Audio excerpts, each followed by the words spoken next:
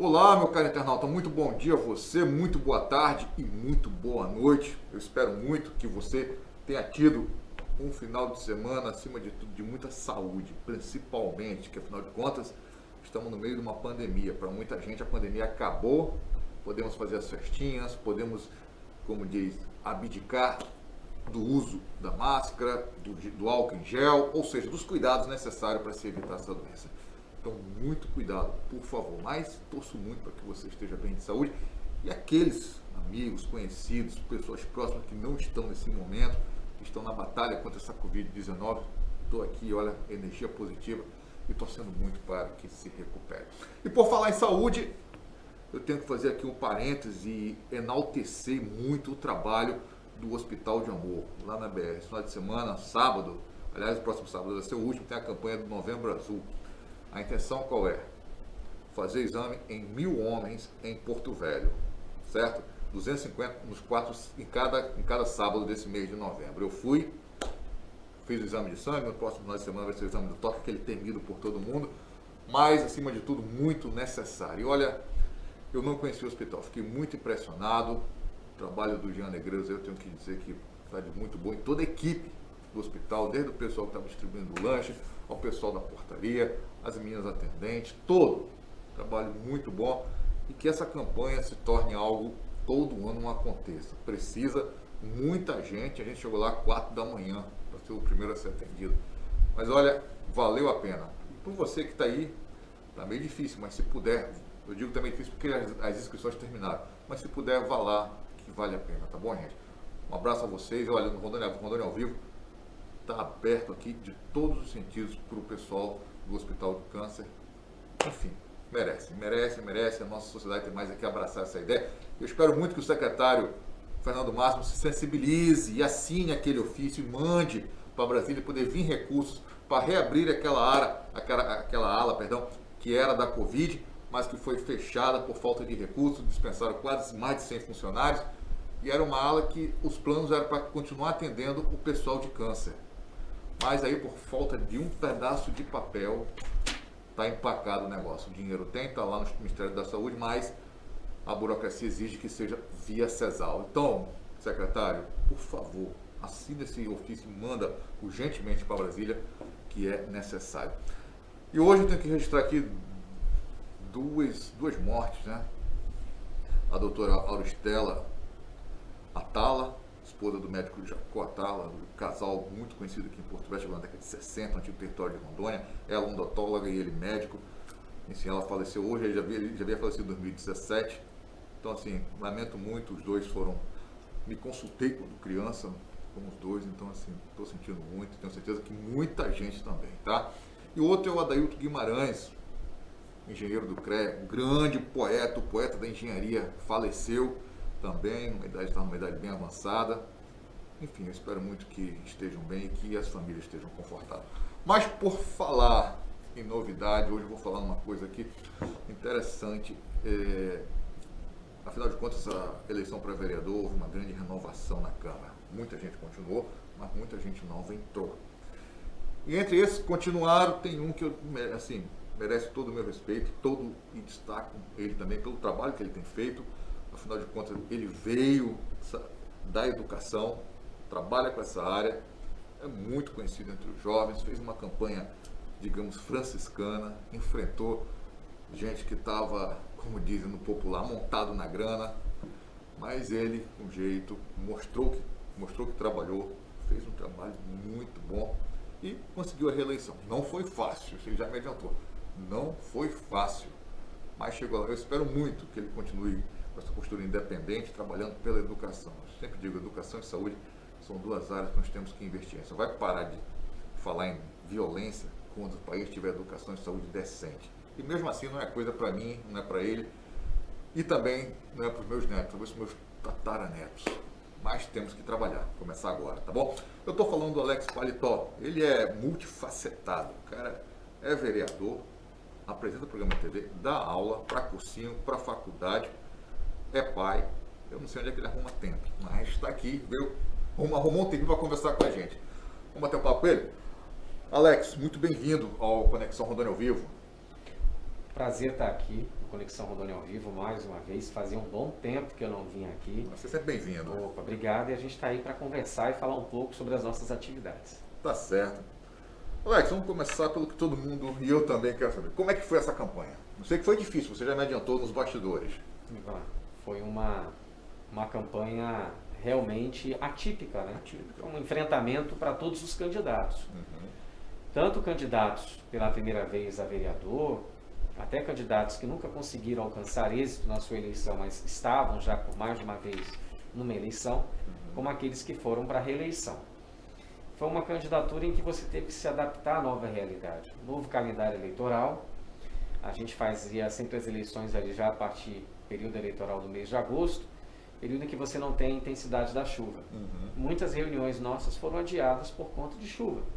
E muita água, né? Muita água, e a população naturalmente já ficava revoltada, porque a gente sabe dos problemas enfrentados em nosso município em relação à infraestrutura, drenagem, pluvial, e as ruas alagavam. Isso tornava a figura do vereador em reeleição mais ainda com rejeição, né? O que é muito natural. A população ela quer resultado. E ela busca no plantel de um vereador que vai para a reeleição as consequências desse resultado. O que você fez? Qual foi sua postura na vereança? Então isso tinha que ser dialogado.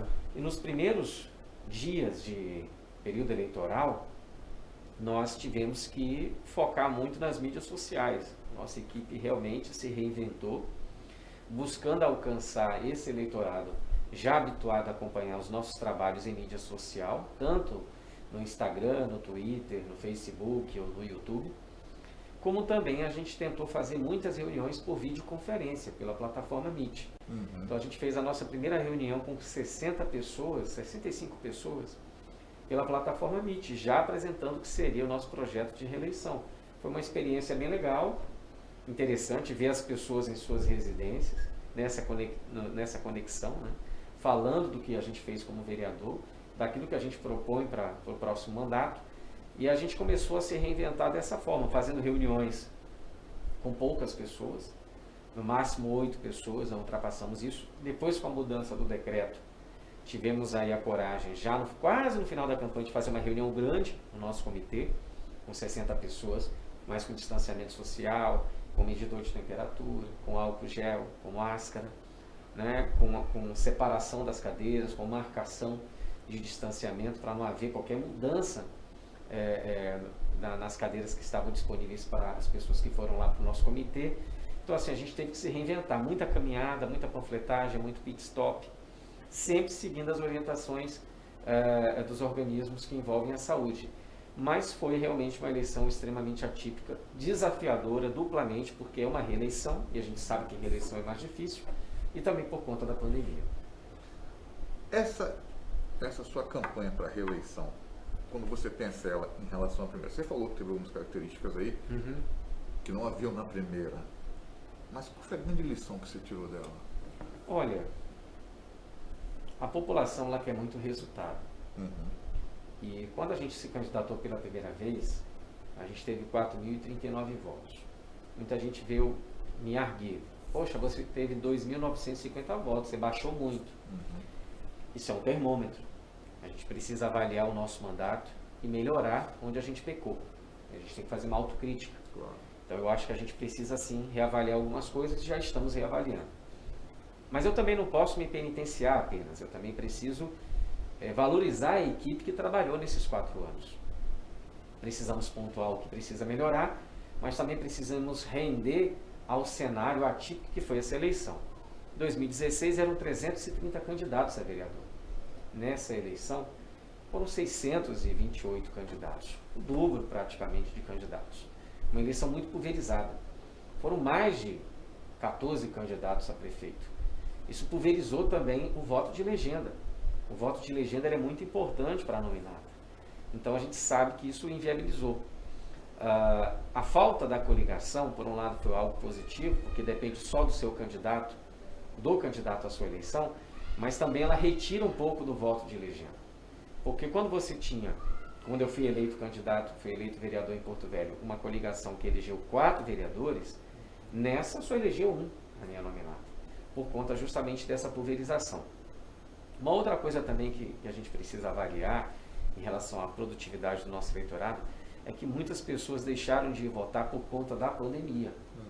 Né? Eu sou morador de um bairro antigo em Porto Velho, bairro Areal. Muitos senhores e senhoras do grupo de risco me conhecem desde criança, sabem da minha formação e da minha educação, me viram crescer no bairro Areal e Baixa da União. Muitas dessas pessoas, por uma questão de cuidado e cautela, não foram votar. Então a gente vai começando a mensurar. Um outro detalhe bastante importante. Tive alguns alunos meus, ex-alunos meus, que foram candidatos. Alguns professores amigos meus que foram candidatos. Eu tive até gente da minha família candidata. Então você começa a imaginar o quanto esse leque ele vai diminuindo por conta das possibilidades que a população tem mais em relação ao quantitativo de escolha.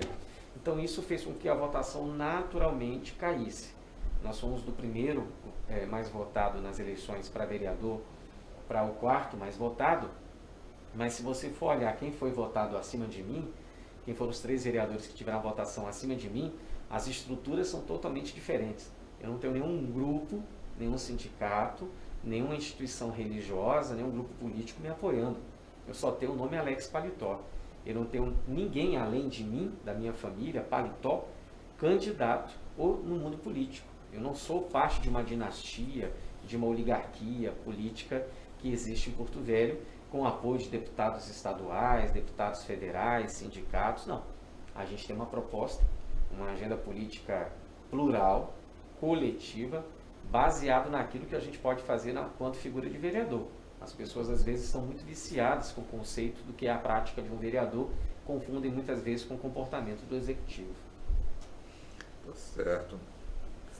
Nesse teu primeiro mandato, quais foram as tuas bandeiras, as tuas prioridades, o que você mais trabalhou? Olha, quem me conhece sabe, né? A gente foi candidato por conta do patrimônio histórico, cansado de ver a Madeira Mamoré abandonada. Muitos historiadores que levavam seus alunos para lá começaram a se incomodar cada vez mais. E a gente percebeu que não havia na figura de nenhum político em Porto Velho, a figura do seu vereador, um posicionamento em prol da Madeira Mamoré, porque acreditava que aquilo não dava voto, não dava retorno, que era um ambiente extremamente de muita confusão. De fato é. Nós abraçamos essa bandeira do patrimônio histórico. Além disso, abracei a bandeira da causa animal. Eu não sou um protetor animal, não tenho nenhuma ONG, temos até uma candidata que foi eleita. Mas tem cachorro, né? Tenho. A Márcia Socorrista, que é muito minha amiga, e já foi filiada ao meu partido, agora está em outro partido, que vai realizar um grande mandato. E juntos vamos contribuir para melhorar essa questão da causa animal em Porto Velho, que foi uma bandeira minha. Né? Aprovamos 5 leis, entre elas a lei dos maus tratos e abandono em relação à causa animal. Conseguimos aí, com muita luta, convênios para ajudar algumas instituições que envolvem a causa animal. A prefeitura avançou em alguns aspectos, precisa avançar mais. Ela adquiriu 2 carrinhos portáteis que podem se deslocar para as unidades de saúde para poder fazer a vacinação antirrábica e outras também para o cuidado com os animais, com os cães e gatos. Conseguimos avançar em relação ao início da construção de um espaço que será uma clínica de atendimento para animais sobre maus tratos, que fica ao lado do Centro Zoonoses, que não foi uma ação só minha, é uma ação conjunta de várias ONGs, com a ação da Justiça Federal, com a doutora Gisele, do Ministério Público Federal, e a doutora Aide, do Ministério Público Estadual, que são das pastas do meio ambiente, junto com a primeira-dama de Porto Velho. Então, a gente avançou, mas precisa melhorar e muito. Muita gente me pergunta, o castramóvel é uma possibilidade, o castramóvel para as comunidades? Eu achava que sim, mas fui buscar especialistas que reprovam a iniciativa do castramóvel. É melhor você ter uma condição fixa de um equipamento local estabelecido de forma permanente, porque você tem o pré e o pós-operatório dessas castrações que seriam viáveis no caso em espaços como esse. Na questão do meio ambiente, a gente também teve vários projetos aprovados, como a lei do IPTU verde. Na educação, o projeto da merenda escolar ter acrescido ao cardápio o peixe, incentivando a piscicultura.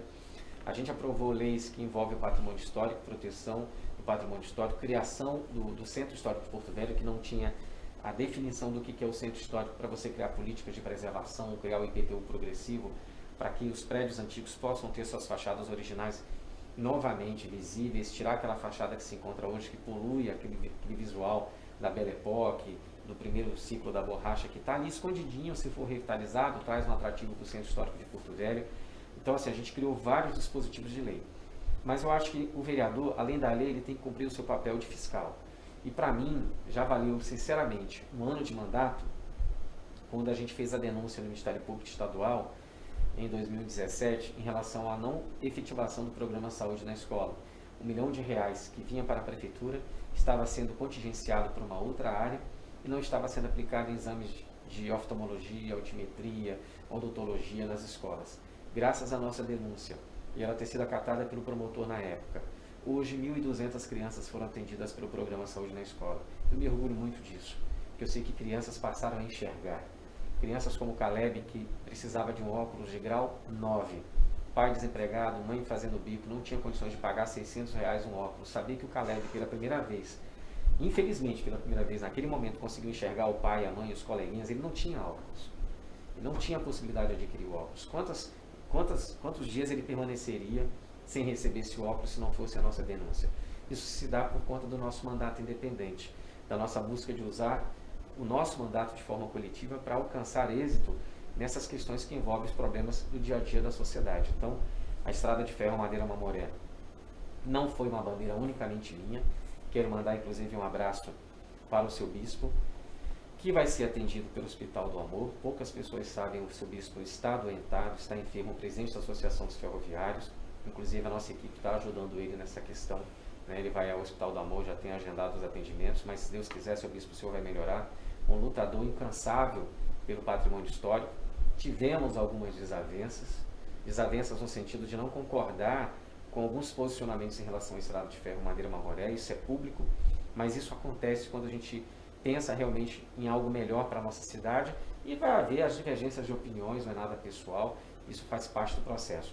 Mas a Madeira Mamoré, quando houve aquela denúncia na 5ª Vara da Justiça Federal, na audiência pública que nós realizamos na Câmara de Vereadores em abril de 2017, na audiência que eu tive no Ministério Público Estadual com a doutora Flávia, com a doutora Gisele no Ministério Público Federal, os ferroviários fazendo a sua parte também, a sociedade civil, a opinião pública, a própria prefeitura, o IFAM, todo mundo realmente se uniu para que houvesse um acordo judicial para que a Santo Antônio Energia pudesse finalmente revitalizar o espaço da Madeira Mamoré, que vai ser um cartão postal maravilhoso de Porto Velho, mas que requer algumas adequações. A prefeitura, infelizmente, parou na parte que coube a ela, e eu estou falando isso porque eu já fiz uma denúncia ao Ministério Público Estadual sobre a parte da prefeitura que está parada, lá da obra da Estrada de Ferro Madeira Mamoré, que é o Galpão Denaro, o calçadão e a ciclovia beirando o Rio Madeira até o Cainágua. Fora também a revitalização do cemitério das locomotivas, que fica no quilômetro 1,5, que também a prefeitura coube ela no acordo judicial com o doutor Chamil, na 5ª Vara da Justiça Federal, o item 5, letra A revitalização do cemitério das locomotivas, que fica próximo ao cemitério da Candelária, que hoje está limpo. Eu lembro que você fez uma reclamação pública quando teve em Durapé o ano passado lá. Nós corremos atrás para fazer a limpeza e a manutenção, foi feita novamente agora, fizemos a limpeza e a manutenção, e o cemitério das locomotivas, para quem passa agora ali, vai ver todas as locomotivas amostras, e agora a prefeitura precisa jatear, pintar, revitalizar aquele espaço. Então, assim, tivemos uma agenda contínua, e não ficando restrito ao perímetro urbano de Porto Velho. Mesmo não fazendo campanha em 2016 no Baixo Madeira e na Ponta da Bonã, só não estive em Rio Pardo. Nos outros distritos eu estive. Calama, Nazaré, Nova Califórnia, Extrema Vista Alegre, Fortaleza da Bonã, onde nós realizamos o ano passado o Festival de Turismo e Aventura.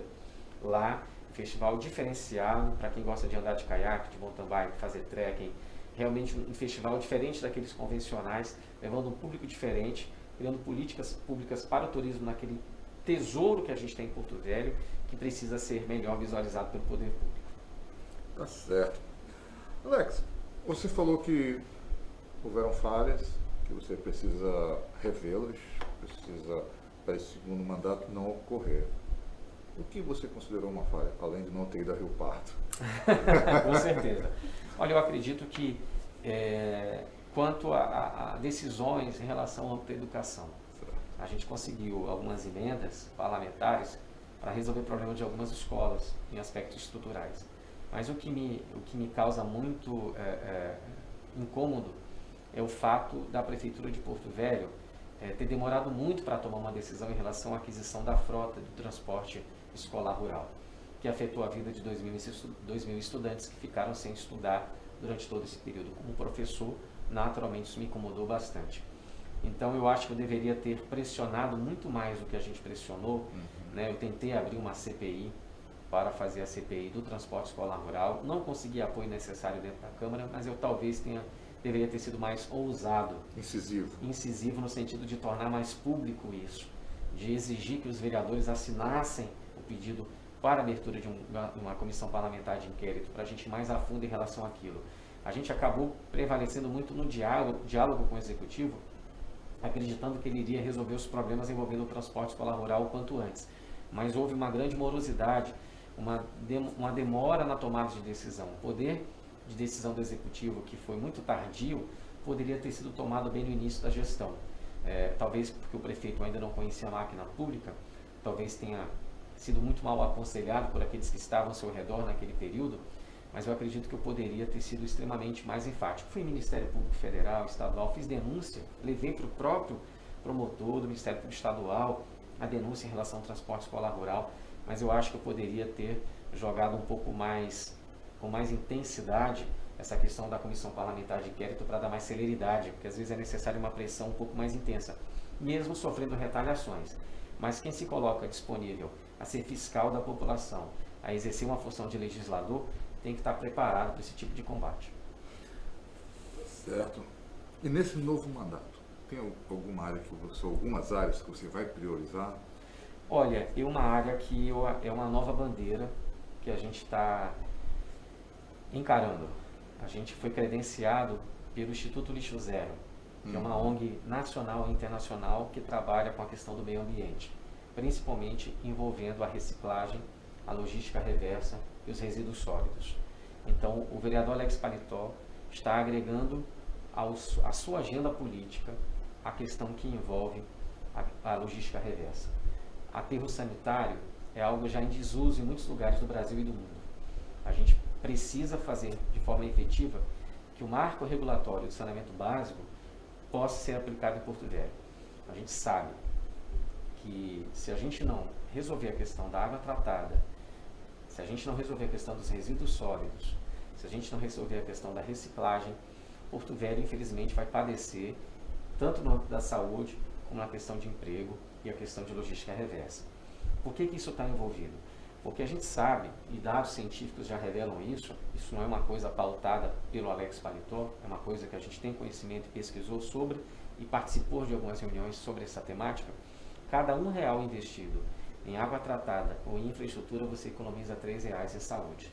Se você pegar os números da Zona Leste de Porto Velho e verificar quantos agentes de saúde, quantas unidades de saúde, das 84 unidades de saúde que nós temos no nosso município, recebem de pessoas com problemas de infecção intestinal, qualquer tipo de bactéria adquirido justamente pela ausência da água tratada, ou por conta da fossa, por conta da falta de saneamento básico, você evitaria que a UPA Leste ficasse superlotada quando ela chega em 24 horas a atender em torno de 260, receber 260 pessoas. Não vão ser atendidas, porque uma UPA para funcionar bem tem que ter 6 médicos, infelizmente sempre só tem 3.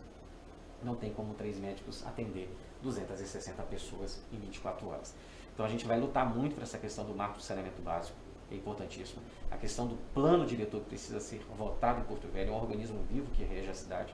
A questão da logística reversa, dos ecopontos que a gente precisa em Porto Velho, para dar assistência a mais de 300 catadores, como da Cata Norte. Um grande abraço a todos os catadores da Cata Norte, que lutam muito para que a cidade possa entender a necessidade de você separar o seu lixo, de fazer realmente a coleta seletiva, a separação do orgânico, daquilo que é reciclável, para que os catadores possam transformar aquilo que a população entende que é lixo em dinheiro, em emprego, em renda. A gente precisa ter os ecopontos em áreas específicas da nossa cidade.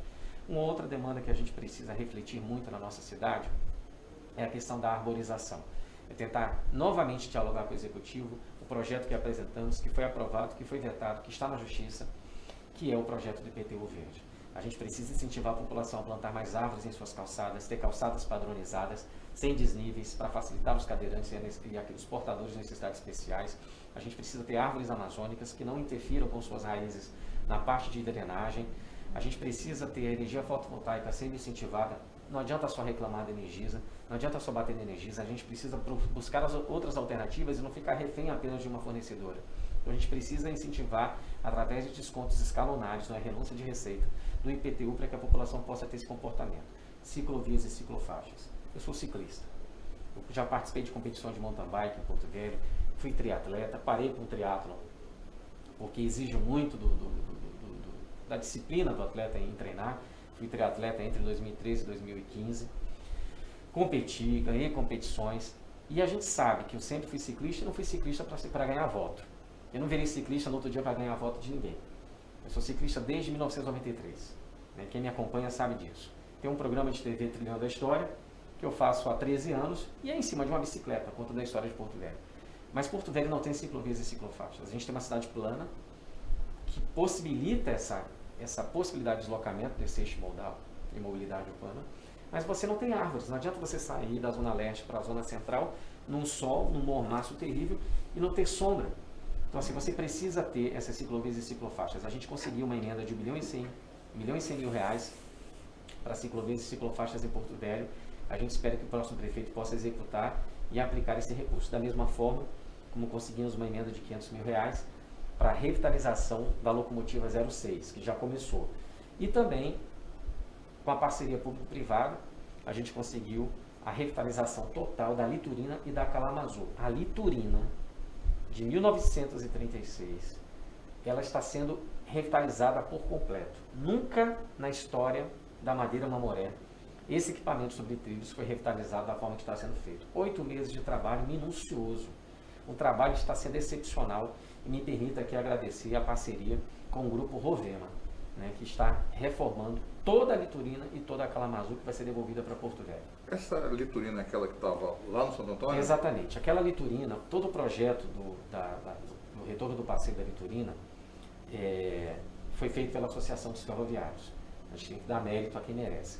O seu bispo, então, me procurou e pediu para que eu pudesse ajudar da forma que eu pudesse na revitalização daquele passeio. E nós ajudamos. Entramos em campo, conseguimos parceiros, conseguimos recurso para fazer a estação da Liturina, conseguimos um projeto, o arquiteto que doou o projeto, conseguimos a autorização do IFAM, o laudo, né, para poder autorizar o passeio na linha ferroviária. Então, assim, a gente conseguiu tudo. Só que a Liturina, ela não passou pela reforma necessária. Era uma vontade dos ferroviários, né, de fazer o passeio acontecer, e a gente ajudou.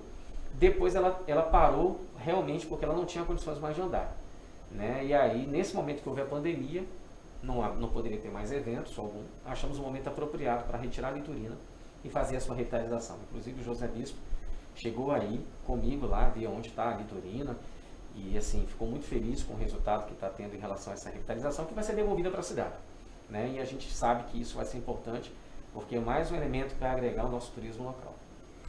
Alex, tem um ponto que você falou que eu acho assim de extrema importância. Todos são importantes, mas esse da calçada me chama muito a atenção. Essa coisa de padronizar as calçadas aqui. Aqui em Porto Velho é uma cidade que eu vejo essas calçadas, cada um quer fazer de um jeito, acaba ficando tudo sem nível, totalmente desnivelado. E me lembra uma experiência pessoal que eu tive. Uma conhecida minha veio passar um tempo no Brasil, escocesa, e nos primeiros dias aqui em Porto Velho, ela só vivia com o dedão do pé inchado. Por quê? Porque de onde ela vem, as calçadas são todas padronizadas, você não tem esses desníveis. Quando tem é para entrar do de carro, mas mesmo assim é coisa suave, sabe? E ela não estava acostumada, coitada. Era cada topada que ela dava nessas calçadas de Porto Velho, que eu ficava assim, meu Deus do céu, vai acabar chegando sem dedo, né? Com certeza, eu acho que a gente precisa de fato ter uma padronização. E eu não sei se você sabe, na prefeitura existe uma coisa chamada Conselho da Calçada. Não sabia, não? Existe. E a gente precisa que esse conselho seja mais incisivo nisso, né? Funcione, né? Não é só cobrar das instituições, das instituições públicas, Tribunal de Justiça para que tenha Ministério Público para que tenha uma calçada padronizada. Não é só cobrar dos empresários para ter uma calçada padronizada, é da população. Mas isso se cobra dando retorno à população, dando desconto escalonário do IPTU. Ainda mais no período pós-pandemia, em que material de construção ficou muito caro. A gente precisa ter uma padronização dessa calçada, onde a gente não tem apenas o cimento, a alvenaria. A gente precisa ter um espaço para a árvore para a Graminha para poder proporcionar, inclusive, a drenagem natural, porque não adianta você asfaltar a cidade, fazer uma calçada sem qualquer tipo de possibilidade pluvial, que as ruas vão alagar. Não tem por onde a água escorrer. A gente não tem drenagem completa em nosso município. Então, acho que a gente precisa evoluir muito nesse aspecto. E eu acredito também que é importante, né, nessa nova vereança que a gente vai ter, eu acredito que eu preciso ter mais relacionamento com relação a isso, é a saúde do nosso município. Eu acho que ficou claro e notório que a nossa saúde era extremamente precária. Os servidores da saúde fazem milagre. Mas, por exemplo, Joana d'Arc, que é um assentamento que temos aqui, antes de Camutama, na fronteira com o Amazonas, é uma comunidade que sofre sem unidade de saúde, sem atendimento, que sofreu muito com o Covid-19. Então, é necessário que a Secretaria Municipal de Saúde possa fazer um mapeamento, né? Possa estabelecer um protocolo permanente e possa colocar aqueles médicos que estão em desvio de função em secretarias que não é necessária a sua presença e fizeram concurso para determinadas áreas, que possam realmente ir para elas. E a gente precisa fazer concurso público para médicos, para enfermeiros, técnicos de enfermagem e para psicólogos. O CRAS não vai dar conta de atender a demanda de munícipes com depressão, com síndrome do pânico, com síndrome de ansiedade. São poucos psicólogos para atender essa demanda. E quando envolve saúde, envolve educação. Como é que vai ser o retorno dessas crianças? Que estrutura a prefeitura vai proporcionar para o retorno dessas crianças para as aulas, mesmo que híbrida ou semipresencial? Então a gente precisa avaliar tudo isso e saúde em primeiro lugar. E a gente sabe que nós temos em muitas unidades escolares muitos professores e servidores do grupo de risco. Vou citar uma escola, a Escola Padre Chiquinho, que eu trabalhei lá durante muito tempo. Lá são 65 servidores, 30 são do grupo de risco. As escolas, a maioria das merendeiras e inspetoras são pessoas já de uma certa idade, não se faz concurso para essa área há muito tempo na prefeitura. Elas também são do grupo de risco. Como é que se retorna com as aulas sem uma merendeira? Quando a gente sabe que a merenda é um item importantíssimo na vida de uma criança, de um estudante. Então a gente tem uma série de desafios que precisam ser pautados e a gente vai estar muito atento a essas demandas. Tá certo. Tem muita gente aqui mandando um alô. Tem mais coisa aqui. Então vamos lá. A Silvia Miniguini está dando bom dia. Bom dia, Silvia. Muito obrigado pela tua companhia. A Yasmin Amorim. Bom dia, Yasmin Amorim. Ah, tá bom. Bom dia. Tá de bom tamanho. Valeu. Obrigado pela tua companhia. Está pedindo para você falar sobre a importância de votar e não votar nulo. Olha, essas eleições, a gente percebeu um grande índice de abstenção, né? Votos nulos também. Assim, a população, eu sou muito a favor de que o segundo turno de uma eleição pudesse ter 3 candidatos. Porque a gente acaba nivelando por baixo a opção para a população. Então, numa eleição que a gente teve muitos candidatos a prefeito, eu me sentiria muito mais confortável em ter 3 possibilidades no segundo turno. Eu acho que se tivesse isso para presidente também da República, poderia dar um ar mais de tranquilidade de escolha para a população. Porque parece que quando você só tem 2 pessoas, a eleição fica muito polarizada. E você compra o pacote completo quando vota em um candidato. Então, às vezes você tem ideias que você gosta e outras ideias que você não gosta. Não votar nulo, veja bem, é como vender um voto. Só que você não vai estar recebendo nada por isso. Né? A questão de escolher é você avaliar, talvez em alguns casos, quando você não gosta de nenhum dos 2 candidatos, que é o menos pior, que menos traz prejuízo, porque você vai estar, durante 4 anos, tendo que aceitar um candidato que você não escolheu. A democracia é isso. Mas quando você se negligencia, né, se tolhe de escolher o seu candidato, mesmo que não concorde 100% dele, pelo menos algum item da agenda política daquele candidato, você vai se identificar. É difícil você se identificar com tudo.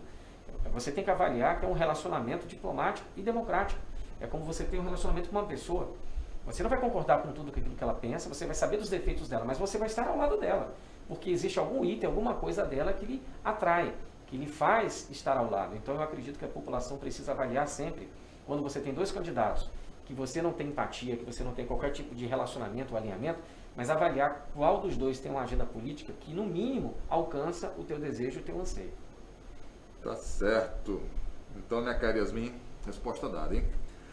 A Kaila Gabriela Oliveira, homem lindo, sua fã, hein? Muito obrigado. Um beijo para você e um abraço. Um abraço, Kaila, obrigado, hein? A Emanuele Ferreira, seu paletó, venha no meu bairro Costa e Silva e ver as pontes. Estamos esperando o senhor que veio no bairro e nunca mais voltou. Fui lá, nós fomos com o secretário, inclusive, ver essa questão da ponte. Não foi só da ponte que a gente foi lá, a gente levou o secretário Kisner lá. A questão da ponte envolvia também as pessoas estarem usando indevidamente o espaço para poder passar com motocicleta, cortando ali o espaço alternativo para um desvio. E a gente pediu para o secretário fazer esse atendimento. Em relação à infraestrutura, eu peço desculpa, a gente fez 5 pedidos para o conserto dessas pontes no bairro Corte Silva. Mas, infelizmente, por ser um vereador de oposição, muitas vezes a gente é negligenciado. Não é por falta de pedido, não é por falta de cobrança.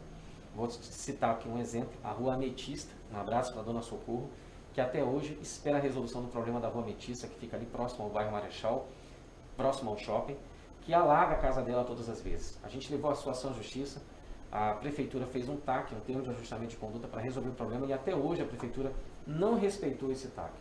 Então eu peço desculpa aos eleitores. Quando a gente faz os pedidos, eu fui lá nessa localidade 2 vezes, os meus assessores foram por quatro vezes no bairro Corte Silva, e infelizmente a gente fica refém do desejo do executivo em atender ou não o pedido daquele vereador, o que eu acho extremamente desagradável, mas foi uma relação que eu tive durante esses 4 anos que conviver, protestando, fazendo com que a população fosse representada na Câmara de Vereadores, fazendo com que esses pedidos fossem lidos na Câmara e a gente mostrasse que eles não estavam sendo executados por um desejo pessoal do Executivo. E a população precisa também, às vezes, entender esse jogo político. Para eu poder votar de forma independente, como eu votei contra a COSIP, a retirada do quinquênio, a terceirização da saúde, as férias do prefeito, a fusão da Secretaria de Meio Ambiente e Agricultura, o empréstimo que foi feito para fazer um asfaltamento. Quando a gente se posiciona assim, infelizmente existem personagens no mundo político, dentro da gestão, que nos retalham dessa forma, para passar a impressão para a população que o vereador não trabalha, que ele não contribui. E aí eu peço que a população esteja atenta a isso, que é a forma que muitas vezes eles jogam para fazer com que vocês tenham uma opinião divergente de mim, quando eu estou tendo justamente um comportamento independente de fiscalização e de denunciar o executivo quando assim é o feito. Então eu peço desculpa, a gente de forma alguma negligenciou a comunidade, a gente cumpre com o nosso papel, mas a gente muitas vezes lidar com esse tipo de situação e eu peço à população um pouco dessa compreensão. Ok, Emanuele? Um abraço, Emanuela, perdão. Um abração, tudo de bom para você. Obrigado pela tua companhia. Tassiane Monteiro, parabéns, vereador. Meu filho de 9 anos é apaixonado por história de Rondônia, graças ao seu trabalho extraordinário na TV. Muito obrigado, fico muito feliz. E dou uma dica para você, Porto Velho Pequena História, um livro infantil que conta a história de Porto Velho. Aí, Tassiane, olha aí, já separa, já é o presente de Natal, hein? Vale a pena, hein? Um abraço, tudo de bom. A Juscelene Castro Santos, parabéns, meu vereador, sempre preocupado com o social. Muito obrigado, grande abraço. A gente tem feito muitas ruas de lazer na nossa vereança, levando, além do trabalho educacional, de recreativo, também levando médicos e enfermeiros que são voluntários com a gente, levando atendimento para essas comunidades. Juscelene Castro, um abraço, brigadão, hein? A Helena Cruz, sempre sua fã, meu amigo vereador Alex Paletó. Obrigado, pela Helena. Determinação e amor por Rondônia. Parabéns. Obrigado, Helena. Um grande abraço para você, querida. Abraço, Helena. Brigadão, hein? Aldo Reis, gostaria de saber do vereador se em seu plano de governo existe alguma política a ser desenvolvida na área cultural. Olha, assim, não temos plano de governo porque o governo ele é restrito ao executivo. Né? A gente não pode confundir o papel do vereador. Quanto à figura de vereador, a gente sempre incentivou o aspecto cultural. A gente sempre apoiou eventos culturais, né? Muitas pessoas não conhecem que há mais de 50 anos existe o Festival Folclórico de Nazaré, festival cultural, que é um festival incrível, que precisa ter um melhor apoio. A prefeitura ajudou nos 2 primeiros anos, mas depois não deu o mesmo aporte necessário para aquele evento que para mim é importantíssimo no Baixo Madeira. Eventos culturais como a gente proporcionou na região de Fortaleza da Bunã, levando música e cultura com o Festival de Turismo e Aventura com uma outra perspectiva. Da mesma forma que a gente ajudou muito a economia criativa. A gente ajudou em 2017 e 2018 a Associação da Feira do Sol, criando leis e dispositivos para criar a Semana de Artesanato, que nós tivemos participação intensa lá na Estrada de Ferro Madeira Mamoré, ainda em 2018. Foi um grande evento cultural que nós patrocinamos para fomentar a economia criativa. Foram 100 artesãos atendidos por esse projeto. Da mesma forma também que a gente atendeu durante a inauguração da Litorina, que envolve cultura também, nós fizemos lá um grande evento de inauguração com um sarau, com cantores regionais, música regional e com a valorização também da economia criativa com 80 artesãos indígenas, pessoal da varanda Varanda Criativa, com a Keila que mobilizou todo mundo para fazer uma grande feira naquela oca indígena. A gente sempre ajudou o grupo folclórico Mocidade Junina, que é um grupo de quadrilha que nós ajudamos desde 2017, que já ganhou o Flor do Maracujá. Então a gente sempre incentivou também. Quanto ao trabalho de vereança, de legislação, a gente criou leis para reconhecer a importância cultural de algumas entidades. Escolas de samba que foram reconhecidas como patrimônio cultural na nossa cidade, como também o Boi Bumbá Corre Campo, que é um boi bumbá que é do meu bairro, também reconhecido, com um projeto de lei nosso. Agora, quando se fala de políticas públicas para atender a demanda da cidade, a gente cobra do Executivo que essas políticas públicas sejam feitas. Por quê? Eu não posso criar um plano de governo. Imagine só o prefeito pegando o plano de governo de 21 vereadores, ele não vai ter plano de governo dele. Ele vai só fazer aquilo que os vereadores desejam. O que a gente precisa estar atento é se o Conselho Municipal de Cultura está tendo a autonomia necessária e o recurso necessário para poder fomentar a cultura e ter a sua independência e autonomia respeitada. A gente precisa acompanhar se os editais que são apresentados pela Fundo Cultural são de acordo com os interesses da classe cultural, se estão sendo atendidas, mas para isso eu preciso ser provocado. Eu não posso provocar a Fundo Cultural por conta de uma ideia da minha cabeça. Eu preciso receber, como sempre recebi, os artistas, os atores, os compositores, aqueles que envolvem, né, a cultura do nosso município, levando sempre as demandas para o Executivo Municipal. Então a gente não pode, de forma alguma, fazer com que o nosso plano de governo seja do Executivo. Isso não é o meu papel. Estou lá para levar os anseios e demandas da comunidade. Para isso eu preciso ser provocado e exigir que o plano que a Prefeitura apresentou seja executado de acordo com os interesses da comunidade cultural. Tá certo. Ok, Aldo Reis. Resposta dada, hein? Um abraço, obrigado pela tua companhia. Auxiliadora Lima, alguma lei para combater a pirataria no turismo nesta nova gestão? 13 novos profissionais no mercado precisam desta lei. Ou continua a pirataria com professores e historiadores? O que vai fazer o vereador Paletó para acabar com a pirataria no município de Porto Velho? Vamos lá, a auxiliadora, eu quero mandar um abraço para você, auxiliadora. Eu acho que a gente precisa botar um ponto final nessa história. A auxiliadora é o seguinte, ela era uma internauta que sempre me criticava porque eu dava aula nos espaços históricos para os meus alunos e ela dizia que eu tentava de alguma forma cooptar a função de guia de turismo. Nunca. Eu sou um professor de história. O professor Marcos Teixeira, quando era meu professor, levava os seus alunos para aula na Estrada de Ferro. Isso não é trabalho de guia de turismo. Isso é educação patrimonial. É bem diferente. O professor Lorismar faz a mesma coisa. O professor Mário Sávio, do Carmela Duca, faz a mesma coisa. Então, auxiliadora, isso não é pirataria. Isso é um professor de história dando aula de história de Rondônia. A gente tem uma disciplina. Isso faz parte do plano curricular da Universidade Federal de Rondônia. Se você for na Universidade Federal de Rondônia, nós temos uma disciplina de História e Geografia de Rondônia. E nós somos formados para fazer esse tipo de atividade. Então, não tenho nada contra os guias de turismo. A gente precisa incentivar, precisa fomentar. O que você precisa entender é que professor de História não vai deixar de dar aula na Estrada de Ferro e na Candelária porque você acha que a gente está cumprindo o papel de guia de turismo. Nós não temos esse pensamento. A gente dá aula, eu dou aula há 23 anos assim, antes de haver a aprovação da lei federal, que você sempre cita, que oficializa a função de guia de turismo. Da mesma forma que o atual presidente aprovou a lei reconhecendo o papel de historiador, que é o que a gente faz levando os alunos para esses espaços. Então, a gente precisa separar o que é política pública para turismo, o qual devo incentivar e devo fortalecer, do papel de educador. Porque você não deve cobrar só de mim, então. Existem inúmeros professores de história que dão aula dessa forma. Então, você está querendo amarrar a forma que a gente tem de educar os nossos alunos, de fazer com que eles valorizem a nossa cultura e a nossa história, não faz sentido. Então, eu acho que você precisa separar isso. Guia de turismo é uma coisa, professor de história é outro. A gente tem o nosso papel de levar amor à nossa cidade. A gente tem um plano curricular a seguir, que é interdisciplinar, envolvendo geografia, biologia e história, de forma transversal, fazendo que os alunos entendam o espaço urbano como algo pertencente a eles. Como é que eu vou criar política de pertencimento? Como é que em sala de aula a gente vai vender a disciplina de História de Rondônia se a gente vai ser inviabilizado de levar os nossos alunos para os espaços públicos? Os alunos, eles não estão me pagando para eu dar aula de História de Rondônia. Eles pagam uma mensalidade. Não é uma empresa de turismo que pegou esses alunos para ter uma aula de História de Rondônia nesses espaços.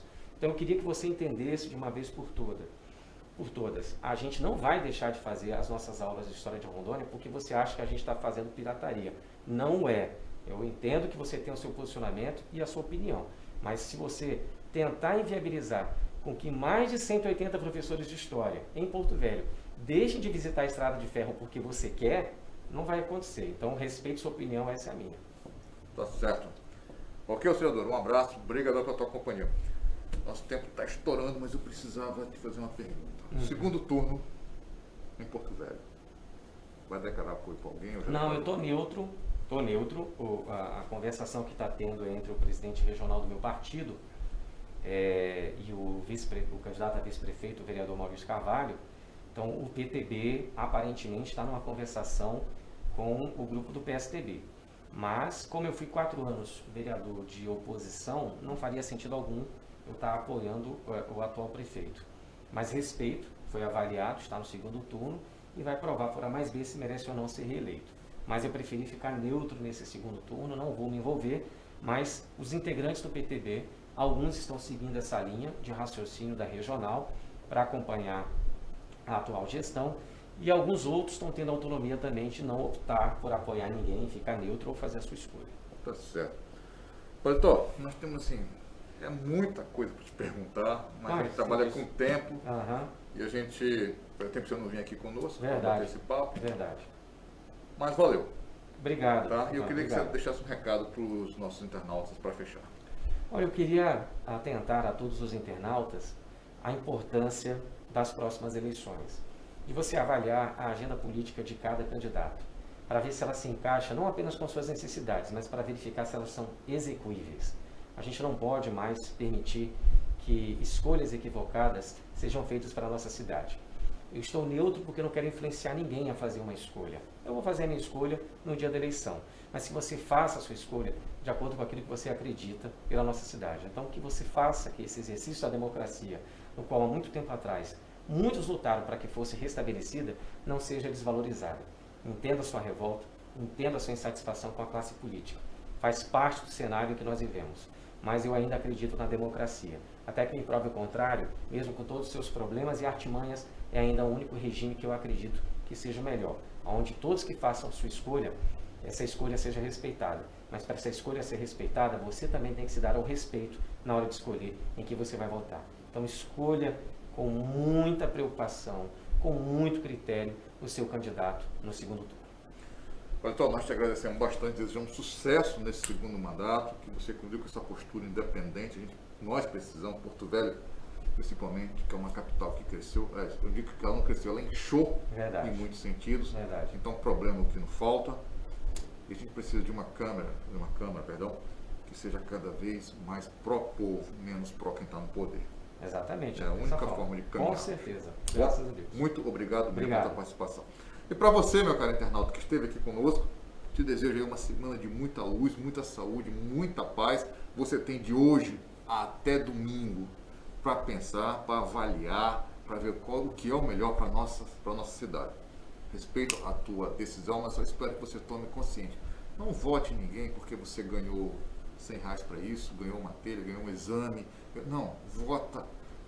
Uma conta que me fizeram aqui, uma conta, faz sentido.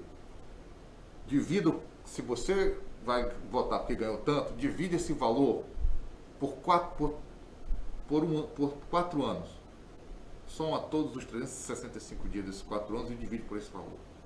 Aí tu vai ver o quanto custa e depois tu não vai poder reclamar não. Tá bom? Um abração e até amanhã, com certeza. Até mais.